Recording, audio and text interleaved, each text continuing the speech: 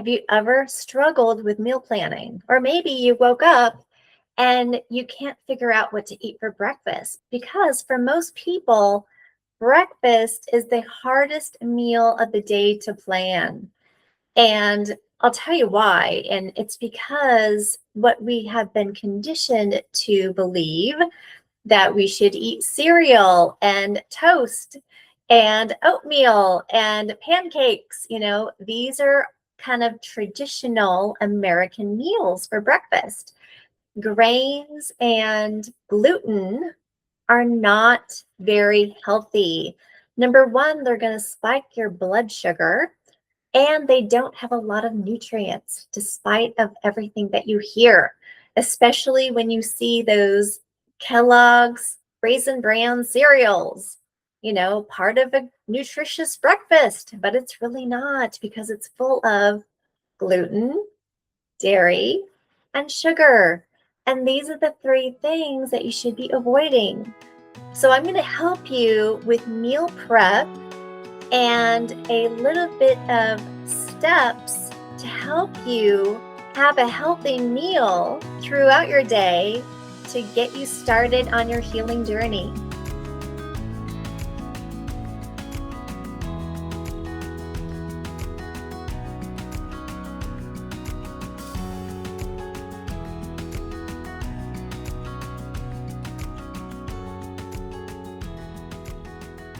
So if you don't know me, I'm a nutritionist. I'm a certified MS integrative health coach, author, and speaker.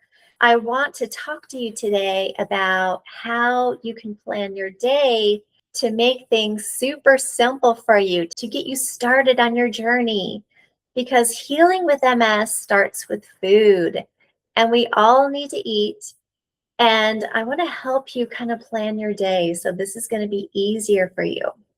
Now, number one, breakfast.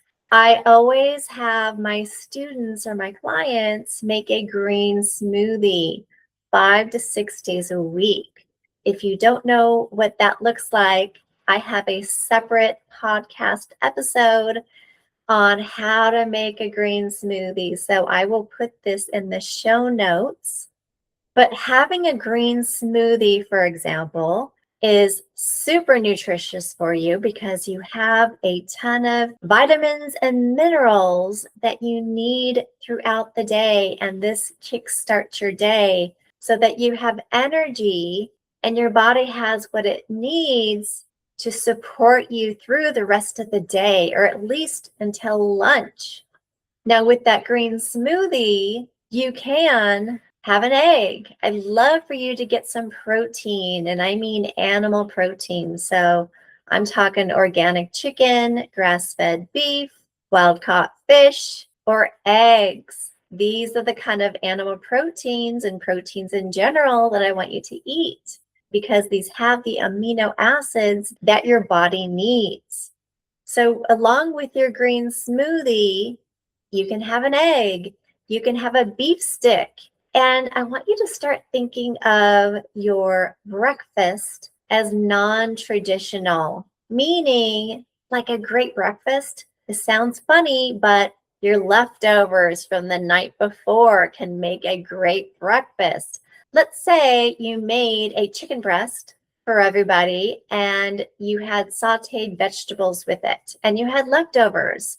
So this leftover chicken breast, or even half a chicken breast, is a wonderful protein for you to have in the morning.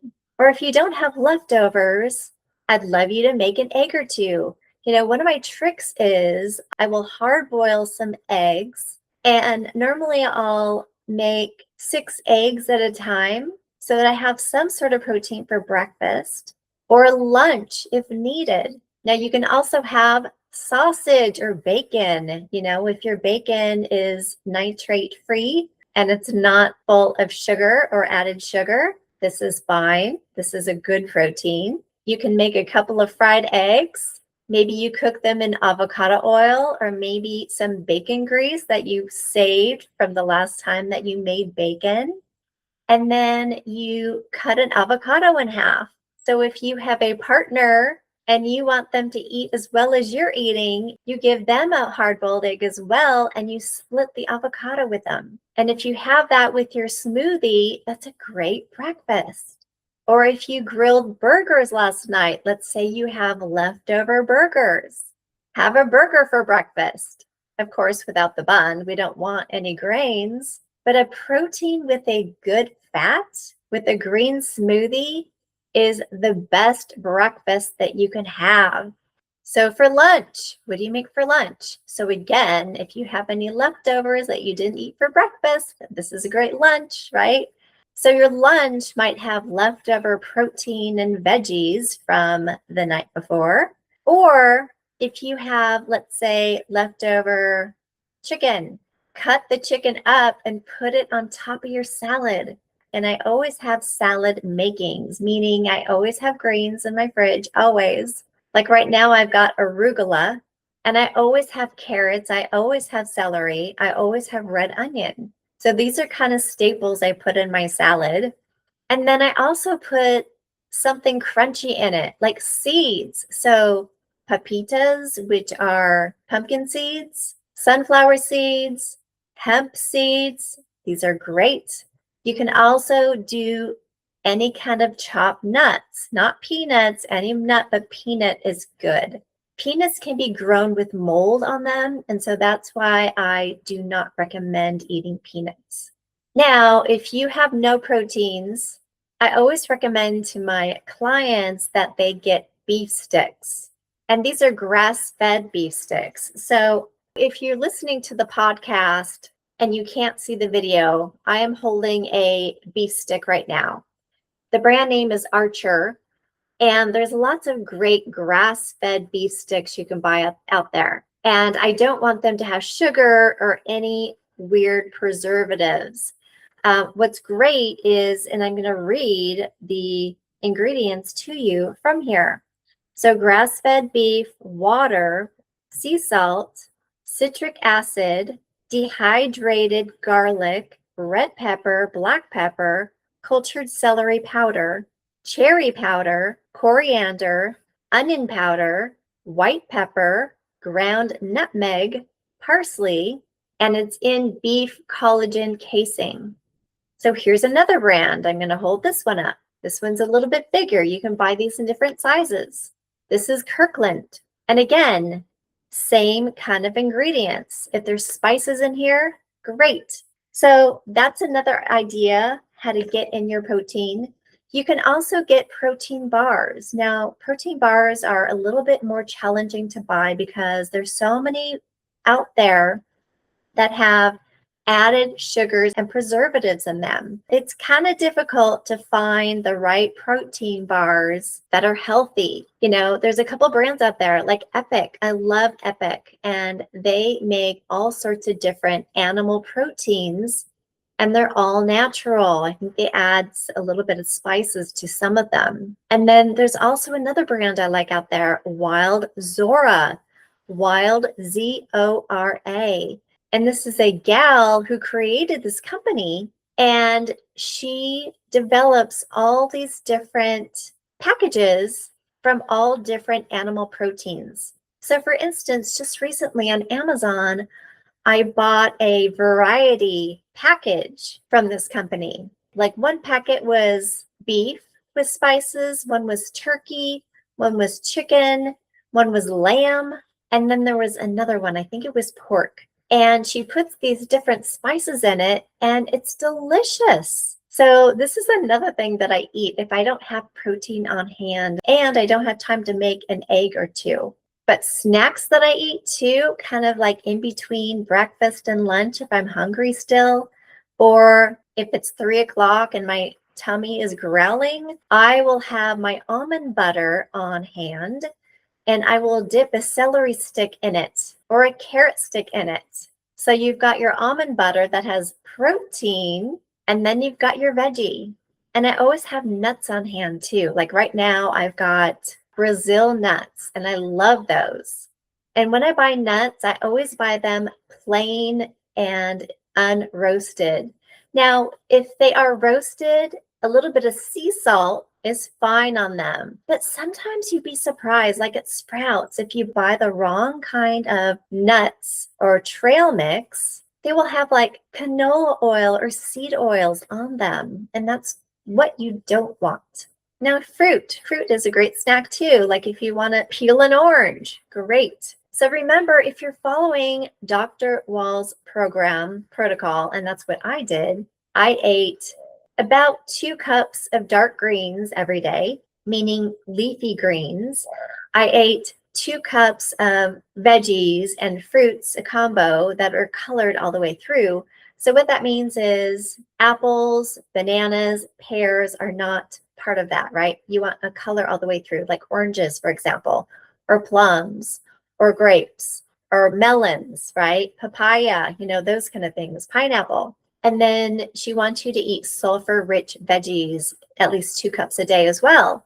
So this is like onions, garlic, cabbage, Brussels sprouts, asparagus, broccoli, cauliflower. These are all sulfur-rich veggies. And many times I will roast these with garlic powder, a little bit of avocado oil, salt and pepper. And man, they're so good. You put them in the oven for about 400 degrees for about 25 minutes or so until they're done. And they're so delicious when you make them like that. And they make great leftovers. Another protein you can add for lunch is, we got cans of tuna that are in water. And I think you can buy cans of tuna in olive oil too. But this is a great protein as well. You can add on top of your salad, for example. And then there's dinner. So dinner, I always try to plan for dinner at least by lunchtime because you want to have your freezer stocked. So we usually have our freezer stocked with either grass-fed beef, all different cuts, or organic chicken. Now, you can buy like frozen fish too, if that's what you like. But usually at noon, I will pull out something out of the freezer. Actually, I pulled out today pork sausages, and they don't have added sugars or extra preservatives, but these are mild, large sausage links. And what I'm going to do is I'm going to cut them up and I'm going to stir fry them in some onion, probably some bell peppers, and I might add another veggie to it. Like you can even add kale, like chopped kale, or even spinach to it. And it's so delicious. Add some sea salt to it, add some paprika. There's lots of spices you can add to it to make it delicious.